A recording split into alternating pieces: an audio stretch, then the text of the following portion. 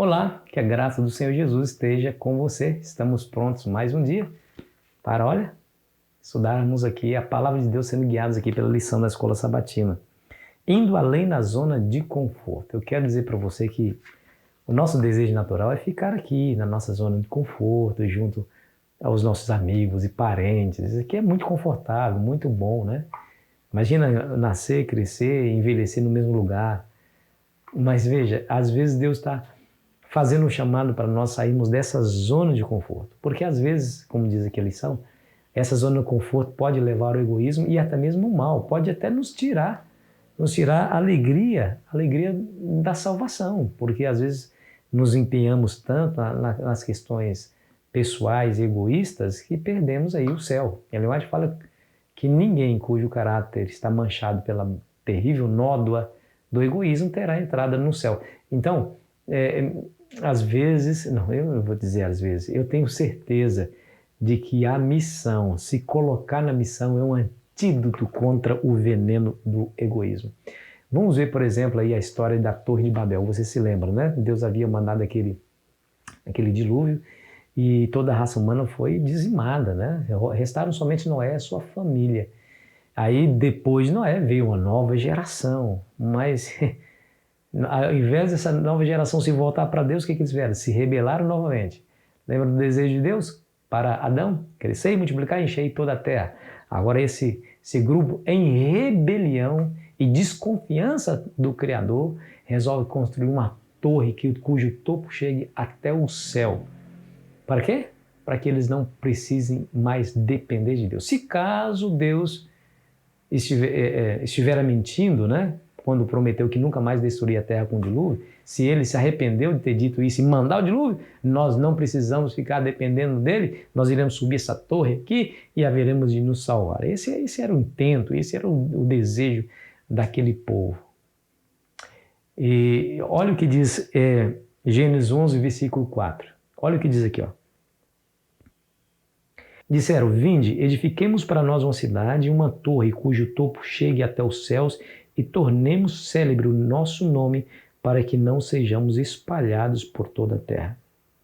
São duas coisas importantes nesse texto que eu e você precisamos levar em consideração. O desejo deles de tornar célebre o seu nome, ou seja, o desejo de vanglória, o desejo de celebridade, e hoje o que nós vemos, isso nós vemos por todos os lados, né?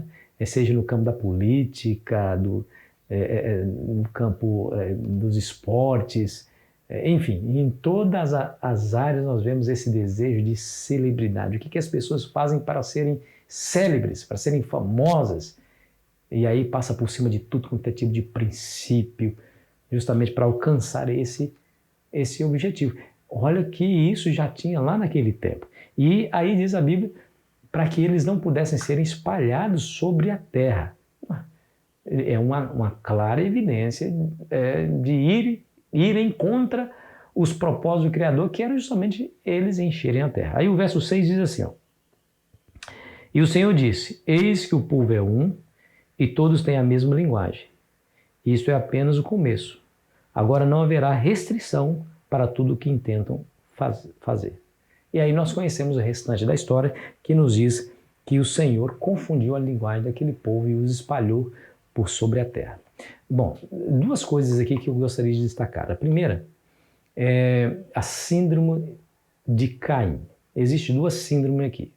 Uma é a síndrome de Caim, a outra é a síndrome de Babel, da Torre de Babel. Qual que é a síndrome de Caim? Lembra que quando Deus perguntou para Caim onde estava o seu irmão, ele respondeu: sou por acaso eu guardador do meu irmão?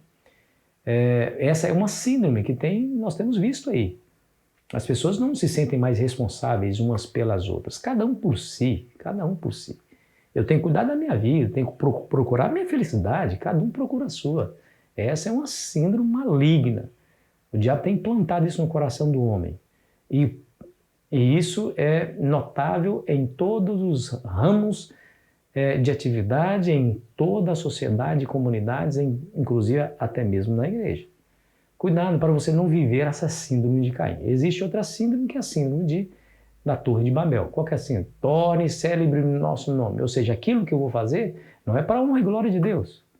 é para que o meu nome se torne cada vez mais famoso. Então, se eu fizer alguma coisa, até mesmo na igreja, quero fazer um projeto, não, é para que o meu nome seja lembrado como aquele que fez esse projeto, aquele que construiu essa igreja, aquele que fez esse evangelismo. Então, a gente deve se prostrar diante de Deus para que Deus tirar essas coisas de dentro de nós, porque o nosso coração é inclinado para fazer essas coisas. É inclinado, nós somos pecadores.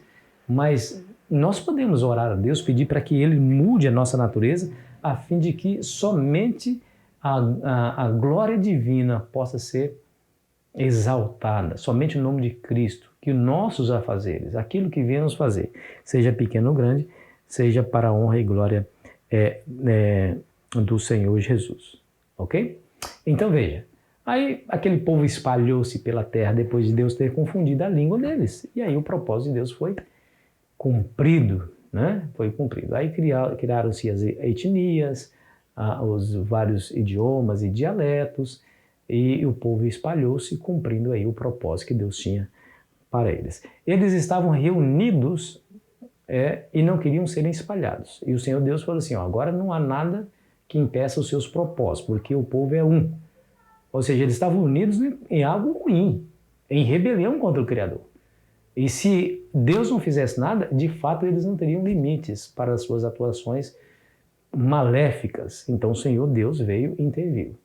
Tem pessoas que se unem para fazer o mal e são tão difíceis de se unir para fazer o bem, né? Você fala assim, gente, vamos formar duplas missionárias para visitar as pessoas? Bom, essas pessoas correm.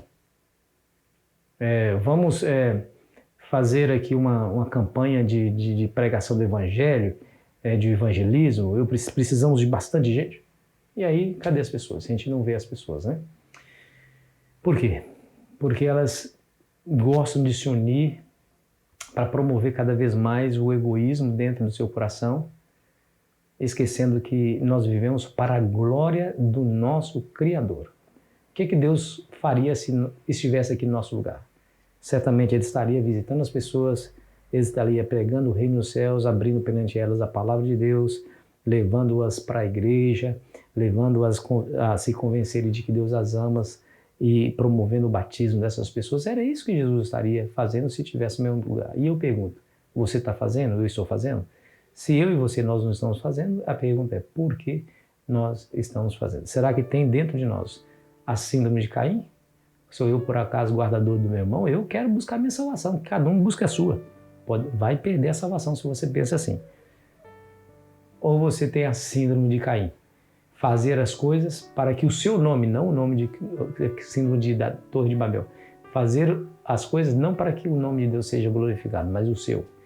Então a pergunta é, o que motiva o seu coração? A minha oração, o meu desejo aqui nesse canal é que você receba a motivação correta para fazer o que é correto, da maneira correta, que é a maneira de Deus. Quando você fizer isso, você vai descobrir que é desse jeito que você se aproxima do Criador, que você é transformado segundo a imagem e semelhança dele e que você alcança a sua própria salvação. Aliás, esse é o meu desejo para você nesse dia. Vamos orar? Querido Pai, nos abençoe, Senhor, para que possamos fazer aquilo que Tu desejas. Se há dentro do nosso coração a síndrome de Caim e a síndrome da Torre de Babel, destrua pelo Teu Espírito Santo essas coisas maléficas do nosso coração, implante nele, no coração de cada um de nós, a vontade de glorificar e exaltar o Teu nome e fazer a Tua vontade. Em nome do Senhor Jesus pedimos. Amém. Foi muito bom estar com você. Amanhã continuaremos a nossa jornada. Aproveite bem o seu domingo.